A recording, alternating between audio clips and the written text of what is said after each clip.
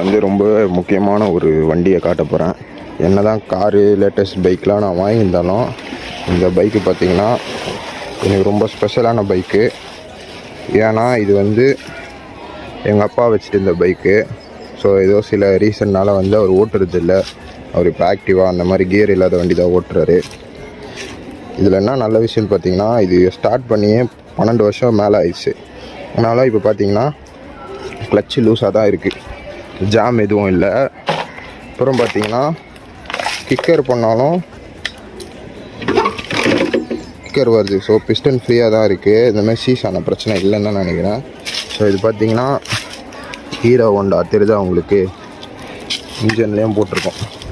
இதில் வந்து நான் எது வந்து ரொம்ப ஆச்சரியப்பட்ட விஷயம்னா, இது வந்து எனக்கு தெரிஞ்சு 2010 மாடலு. இதுலேயும் வந்து இது ஸ்பெஷல் எடிஷன் மாதிரி இருக்கும்.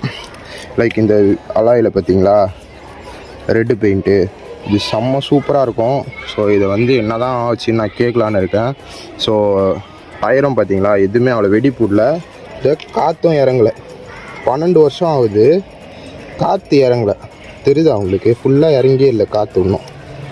ஸோ இதோட நிலமை என்னென்னா, நான் இப்போ வந்து ஃபஸ்ட்டு வாட்டர் வாஷ் பண்ணிவிட்டு க்ளீன் பண்ணிவிட்டு உங்களுக்கு சொல்கிறேன். இது பார்த்திங்கன்னா இதுவும் ஒரு மாதிரி எப்படி சொல்கிறது, லைக் கார்பன் ஃபைபரோட தம்பி மாதிரி இருக்கும்.